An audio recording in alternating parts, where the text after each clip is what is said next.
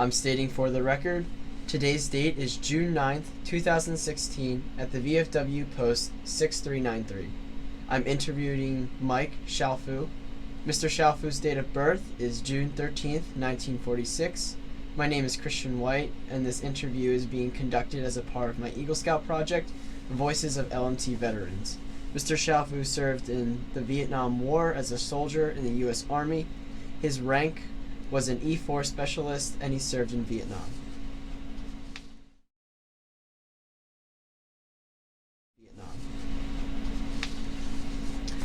So, Mr. Chalifoux, where were you living before the war?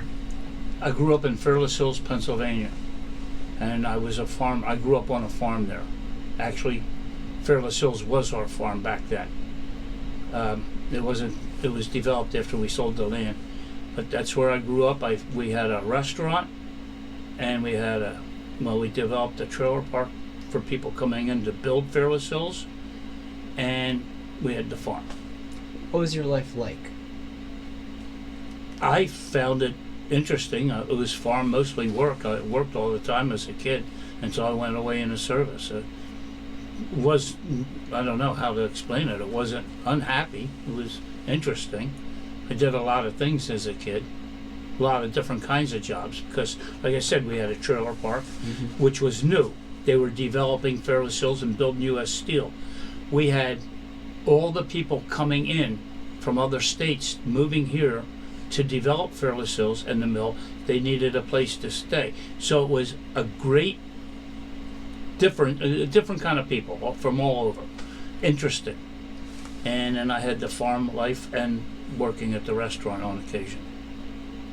Did you grow up with any brothers or sisters? I have two sisters, but back then, the way it was, our farm, our family all lived on the farm. It was a big farm. And the whole family, my uncles lived there with their kids. I think there was 12 girls, and I think there was 3 of us boys. So can you tell me why you decided to enlist? Because I grew up on a farm, and I worked. I was constant work, and I was a terrible student in school because I was always tired. You come home, there was always something to do. Always work to be done around the place. So I was always tired, and so I was a terrible student, and I thought it would be a way of getting away from it. I was wrong. Why did you pick the service branch you joined? Actually, I wanted to go in the Marines. When I went over to Trenton, they were out to lunch, so I walked next door and joined the Army. That's simple as that. Did you have any expectations about your military service? I wanted to be a truck driver because I worked on the farm. We drove truck. And no, nothing really exciting. I just wanted that job, and I kind of wanted to get away from home.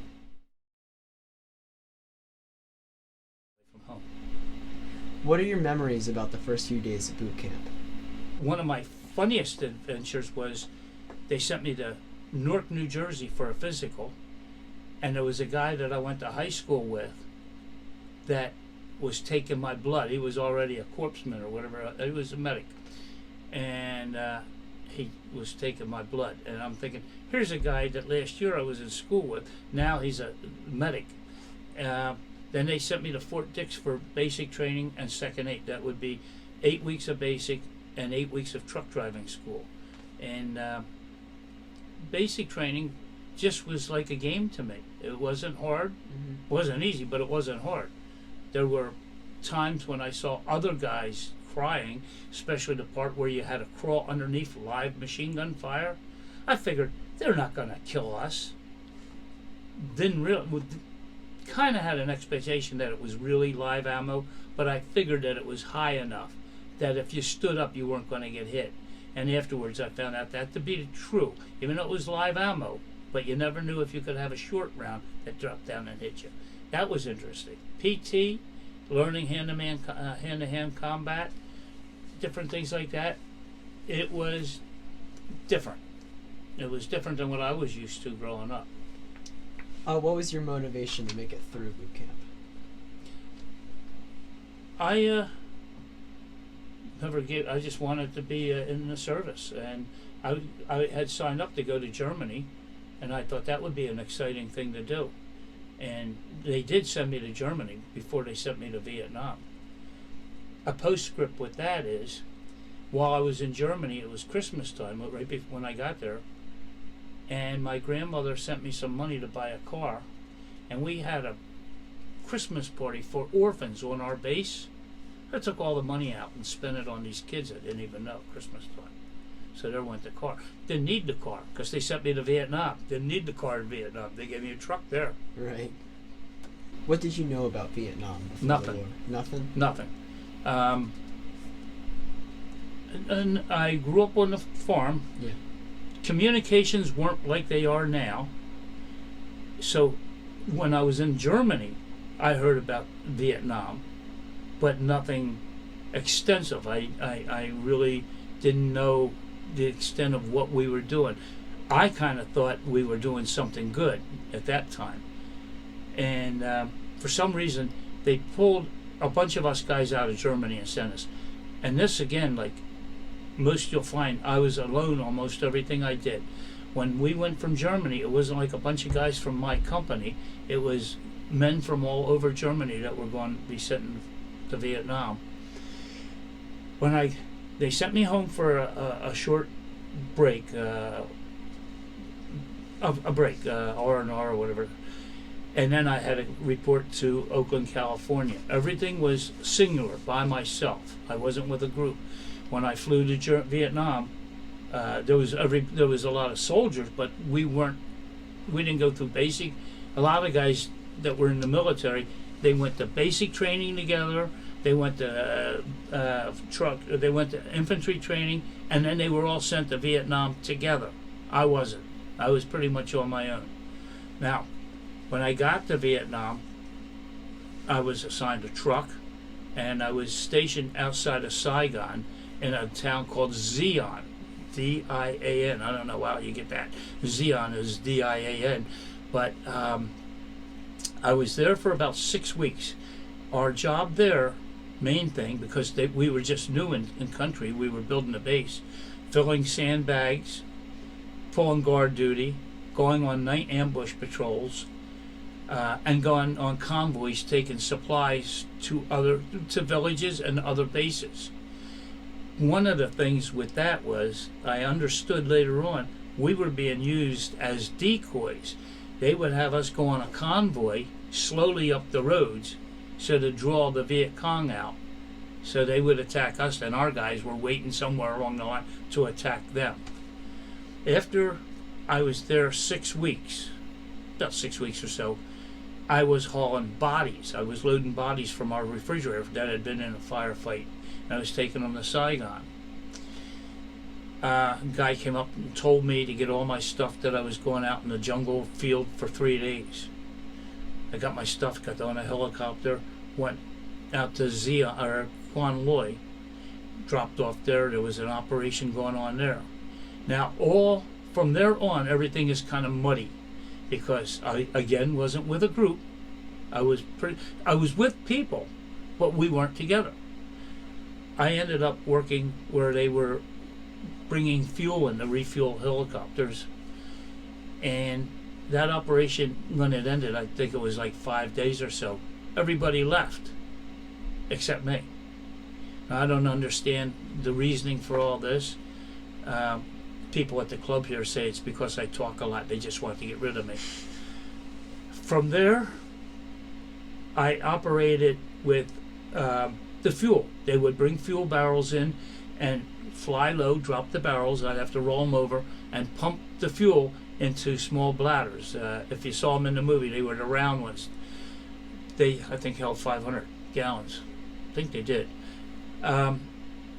I would helicopters, if we had an attack or anything in our area, any reason for helicopters to come in, I would be out there to fuel them up. Well, I would have the pumps. I'd get the pumps ready so that the crew chief could jump out, and he actually did the fueling. I just made sure there was fuel for him.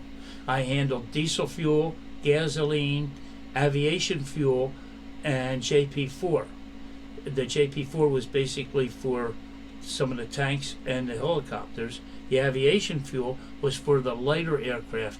Once in a while we get like a bird dog in But a lot of these spotter helicopters, the two-seaters, like you see in MASH, we get a lot of them. They would fly around our area and keep an eye on things, but they would be flying back. I don't know what they were doing. It wasn't my job to know that. But eventually, after I was there a few months, they kind of made a runway. And they were able to land what they called Caribous, which were small aircraft, two props, and C-123s. Now the C-123s could bring us supplies and just roll the stuff off the back, and then I'd get the drums and I'd roll them over to my area. My tent was actually on what they made as a runway.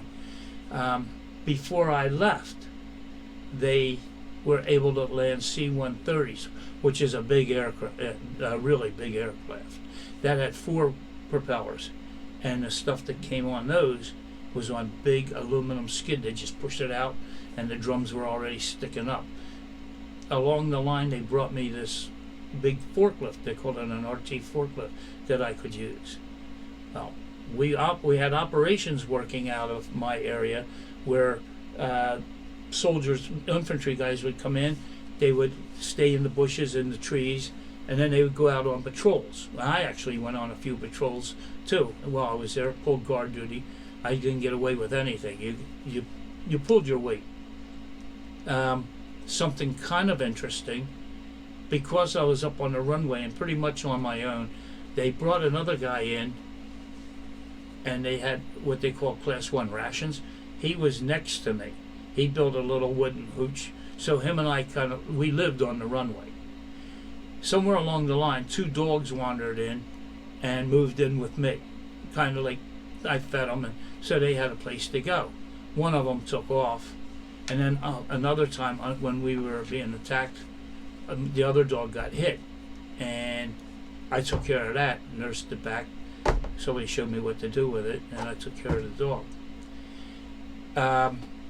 During the time up there, and I don't remember everything in a time frame, but along the line, I ended up having 4 10,000-gallon bladders of fuel outside my tent, because now we have had established runway.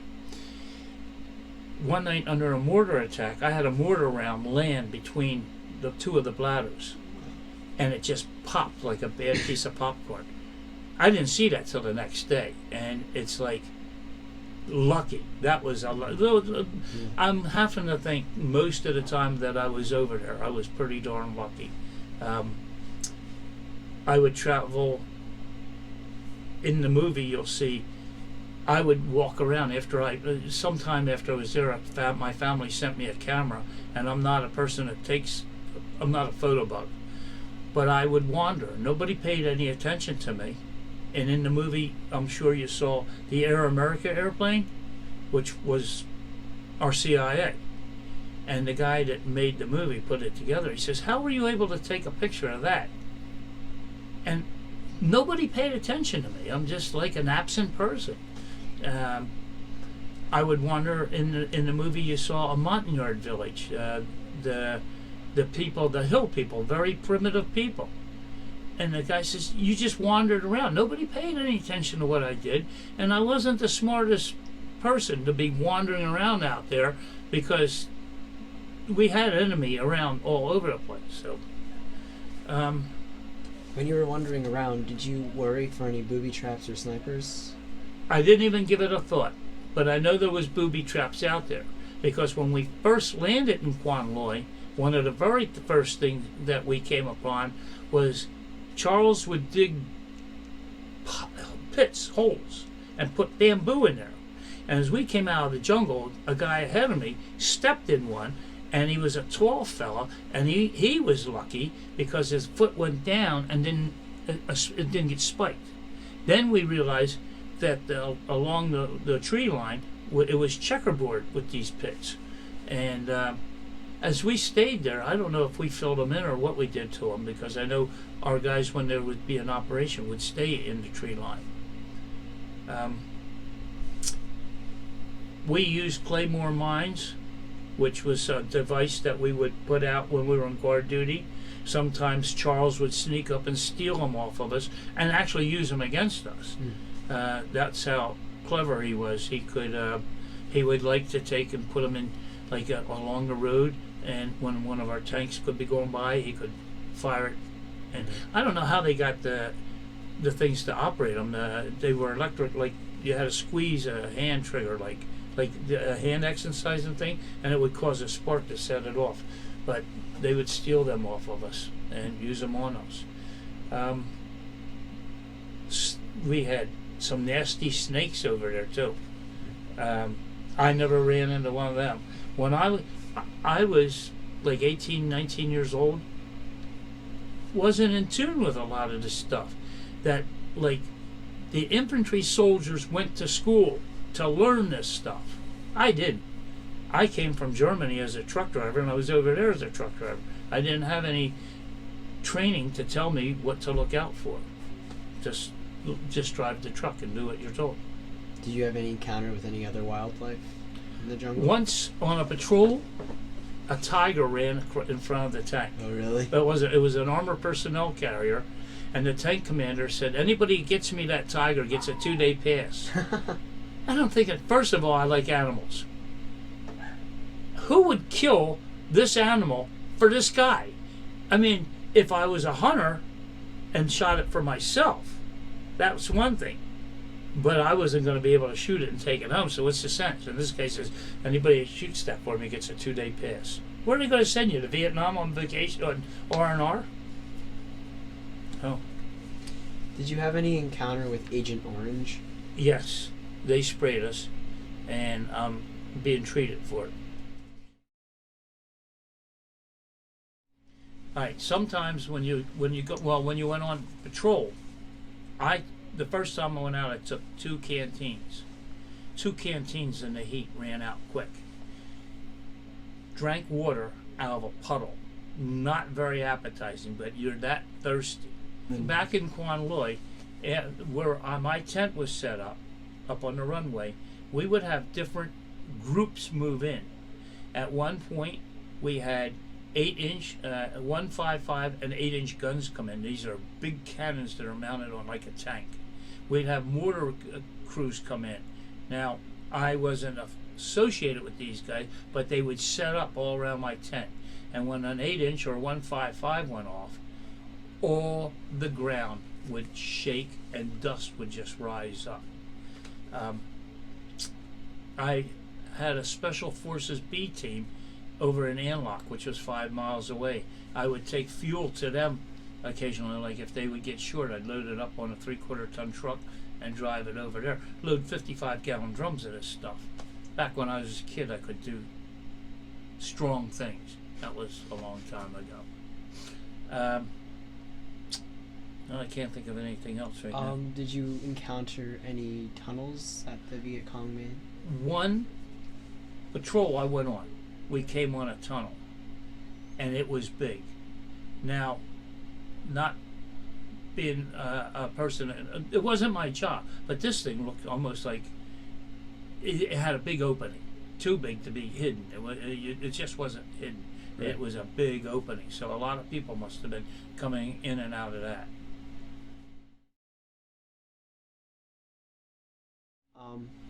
How'd you stay in touch with your family? My family? Yeah. I wrote letters to them. My family, they sent me the camera. They would send me tasty cakes.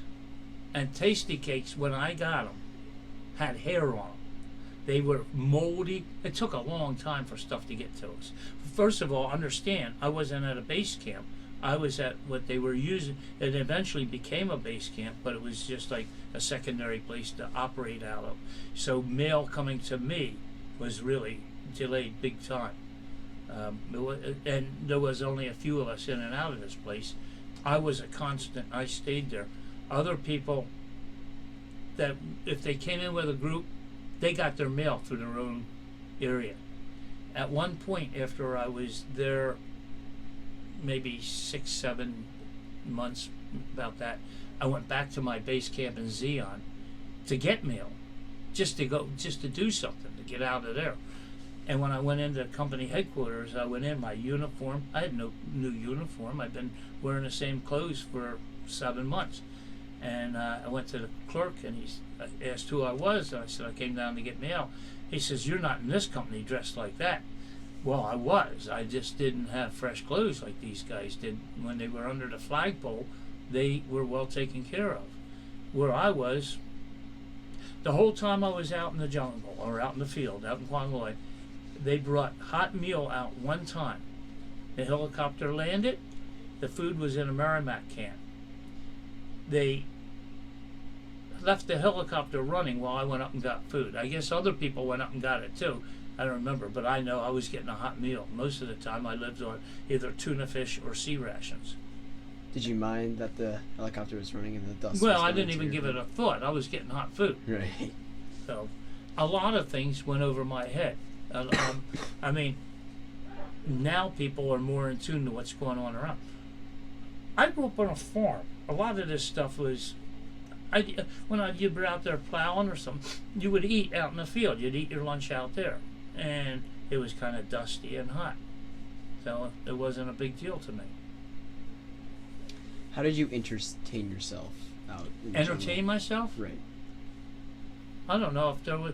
Oh, there was a swimming pool on this French plantation that occasionally they would allow us to use, which is a funny story too. They would let us use it at times, but then every now and then some guys would get down there, have a few drinks in them, and ruin it, so they would knock us out.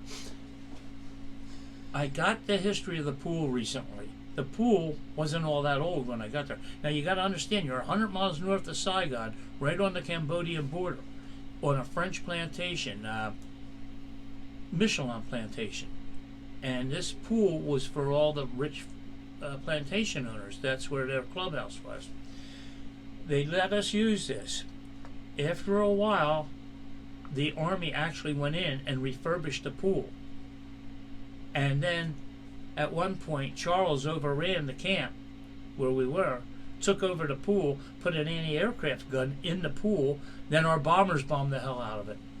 So that was the end of that pool. And the pool, I was there in 66, 67.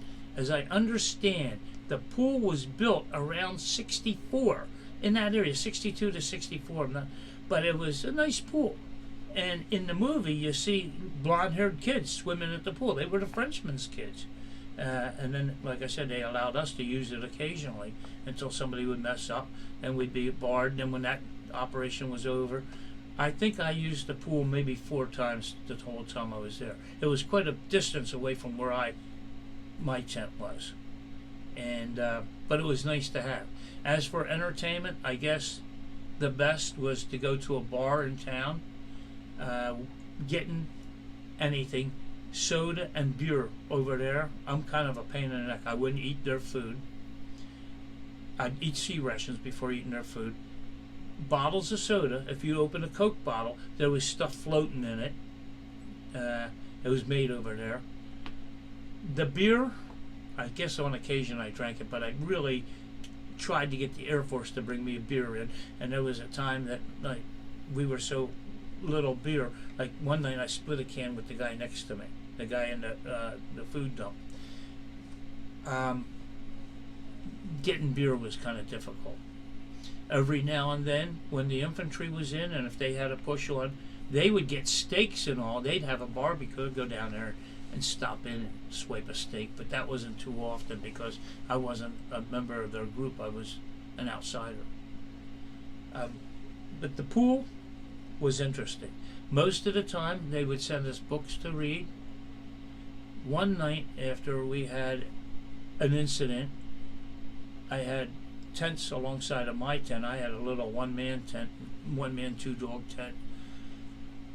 I had a big tent next to me where we would keep our guys that got killed. We called them giants. And I'm sitting in the tent, and we didn't have electricity all the time, on and off. So I'm sitting in the tent with all these bodies in plastic bags, reading by candlelight. Now, being a kid, how old are you? I'm 17. I was just a little bit older than you. I didn't know anything about it. I'm here. I thought this guy's alive. I ran down to the company area and told them. They said, no, that's just the air coming out of his lungs. And he'd been up there for like a day, and we were waiting for a helicopter to take him out. Interesting things happen with that. Spooky things. But I'm sitting there reading a book by candlelight when that happened.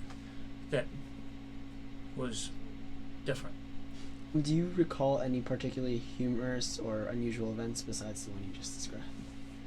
Well, I would wander around and do things that I shouldn't have, like wandering through the Montagnard village. That was unusual to me. These people were very primitive. They're called hill people. And the way they lived, if you saw in the movie, the food was laying out. And I don't know if you took notice, there was one poor guy in there, and this guy must have had a broken back or something, and he's walking with a stick, all bent over. I found that interesting, the way that they lived, compared to, I mean, this was 66. No medical, he's not getting any medical help. That was different. I never saw anything like that. Driving around the towns, going through the towns, I never paid much attention to the Vietnamese people as such, except like when their soldiers would go out on patrol with us. I wasn't a fan of them. The South Vietnamese, the Arvins, they seemed to be kids. I was a kid, but I seemed to be more mature than them. People would debate that with you, but they seemed to be like little kids going out on patrol. And I think it's in the movie, you'll see them showing up to go on a patrol, look like they're all drunk.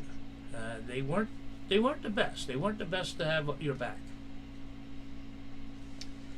What did you think of your officers and fellow soldiers, like when they were around? There again, my officers at one point, my first sergeant was one stripe ahead of me. And they changed, because whenever there was another operation, somebody else became in charge of me. At one point, we had some guy that actually went a little crazy. He decided he wanted to have a rifle inspection in the rain. Now, most of the guys that would work with me, it would be when there was an operation that came in, people would work with me, but they stayed in a company area. They didn't stay up on the runway with me. I had to go down with my rifle, and at first we had an M14. I didn't get an M16 until about 2 months before I left. Maybe even I'm not good on the timeline, but he wanted to have an inspection of rifles, and it's pouring down rain, and his rifle was sitting against the tent all night in the rain, and he's inspecting my rifle. They were doing a job. I believe that guy actually did go crazy. We had one guy that came in that was particularly interesting to hang out with. We had showers brought in for an operation for all the guys to take showers. My shower and my toilet. My shower was a 55-gallon drum that I put on some boards, and I'd stand under it. And I don't ever remember filling it up with water, but I must have, because I had access to pumps and everything. My toilet was a half a 55-gallon drum with no sides along the road. So you would be sitting there and people would be walking by and you'd be waving at them. No privacy. My shower was the same way. I'm sure you saw that in the movie. There's nothing there, no sides to it. But this one officer came in and invited me to go down to the showers, and he came up in the Jeep and took me down. And on the way down, he ran over concertina wire, which is razor wire to most, but what we used was concertina wire. It'd come in a roll, you'd stretch it out like a slinky. You didn't want to run into that stuff. And he ran over it. And the whole time I was there, they sent one guy out. Now, we were kind of like high up, and it was like a valley, and then over on the other side would be Cambodia. They sent a guy out to hit golf balls. This was entertainment. This guy came out to hit golf balls out into that valley. Another time, I don't think they were nurses, but two girls came out, like, I don't know, Red Cross or something. But the officers gobbled them up. Came into the area, and suddenly they were whisked away to go to have drinks with these officers, and they had like a little club to go I don't think I could even get beer at their club, but that was long. I wasn't old enough to drink. Hell, I came home, I wasn't 21 yet.